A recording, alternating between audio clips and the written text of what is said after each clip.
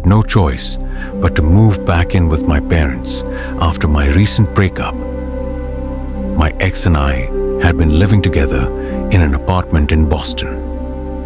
A little advice: never sign a lease with someone you've only recently started dating.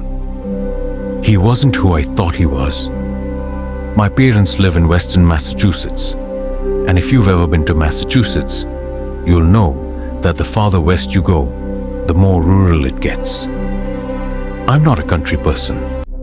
I prefer being in or near a city, especially since I'm still in my 20s. My parents live in a pretty boring area. I'm hoping this will be a temporary situation until I can find a new apartment. But I'll be staying far away from Boston for reasons I'll explain later. To make ends meet, I got a job back at the urgent care facility I worked at before I moved. They were happy to have me back, even if it's only temporary until I move again. The downside to the job, though, is that I often work late night shifts. The shifts are easy, but they're dull, and they completely mess up my sleep schedule and social life. Not that social life is great around here anyway. After my shifts, I usually stop somewhere to grab dinner. Since most places aren't open this late, I tend to get takeout. But this morning, I got off work at 4 a.m. and there's a bagel shop nearby that opens early and has all sorts of food. I decided to stop there for a chicken sandwich and a salad. I was planning to eat it once I got home. I also needed to stop for gas. I pulled into a local Shell station, one of the few places open at this hour, and on my way home. The parking lot is huge, but I rarely see anyone else there, even during the day. I went inside to pay cash to save a little money. When I returned to my car, I noticed a blue sedan at one of the other pumps. A man got out of the car just as I was walking over to my pump. I started fueling, and I saw him doing the same at his pump. I guess he locked the handle so the gas would pump automatically, because he walked across the two pumps toward me and said, "Want to see a funny trick?" I instantly didn't like this guy, but for some reason, I still asked, "What's the trick?" He then started doing that silly old trick where you pretend to pull your finger off with your other hand by folding it down. He kept glancing between his hands and me, giving me a sarcastic look as if he knew the trick was dumb, but honestly, I couldn't tell. I fake laughed, hoping he'd stop, but he didn't. He kept doing it, even when I tried to ignore him and focus on fueling. Finally, I heard the click that signaled my tank was full. I quickly removed the nozzle, went inside for my change, and then returned to my car. The man was gone, but his car was still there, and the hose was still pumping gas into it. I didn't want to stick around to catch his attention again, so I got in my car. I checked the back seats just to be sure he wasn't hiding in there, locked the doors, and then drove home.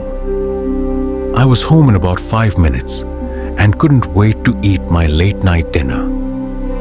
I grabbed the spare key from its hiding spot, unlocked the door, and quickly returned it to its place. I locked the door as soon as I was inside, like I always do. I headed straight to the kitchen to eat, making sure to be quiet so I wouldn't wake up my parents.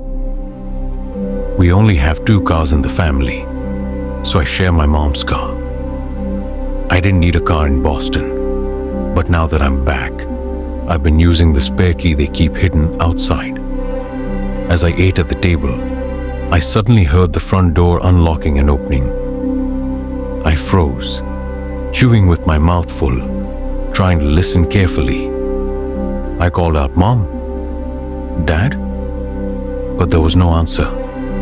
I didn't hear any footsteps either. My heart raced as I cautiously made my way to the foyer to check. No one was there. My stomach dropped.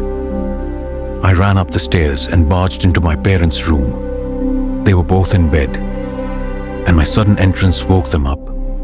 I was panicking, convinced someone had come into the house. My dad immediately jumped out of bed and rushed downstairs. I followed him, nervously looking around as he turned on every light in the house.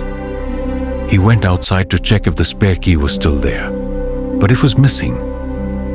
My mom and I were both terrified, but my mom still found time to scold me for not being more careful with the key.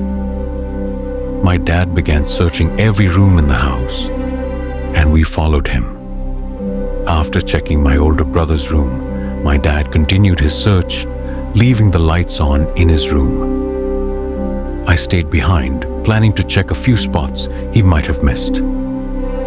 I didn't expect to find anything, but I looked under the bed and in the closets. Nothing. I then went downstairs to check the main floor. My dad was already in the basement, and I really didn't want to go down there, even with him there. So I stayed upstairs with my mom. But my curiosity got the best of me. I headed to the dining room, which is next to the foyer. I knelt down and looked under the table, and that's when I saw him. It was like a nightmare I couldn't wake up from. The man from the gas station was hiding under the dining room table. I recognized him immediately. I screamed as loud as I could, and my mom screamed too. My 65-year-old dad rushed upstairs, ready to defend us. The man crawled out from under the table, and the two of them started to fight. My dad, despite being much older, tried his best to hold his ground. My mom and I joined in, hitting and punching him as my dad continued to fight. After a few tense moments, the man finally broke free and fled through the front door. We called the police, and they responded quickly, but the man still had the key to the front door. That night, the police parked a car in our driveway to deter him from coming back. My dad wedged a chair in front of the door and stayed in the living room to keep watch. The next day, he changed the locks, and after that, my parents gave up hiding a spare key outside. I feel guilty for bringing that dangerous man to my parents' house. It was definitely my fault for being careless, but I have a feeling he followed me with his headlights off because I didn't notice any cars behind me during the drive home. I'm just grateful that my family and I are safe, but honestly, this whole experience has made me even more eager to move out of here. Friends, if you enjoyed this story, click on the related link to hear the full tale. And don't forget to like, comment, and subscribe.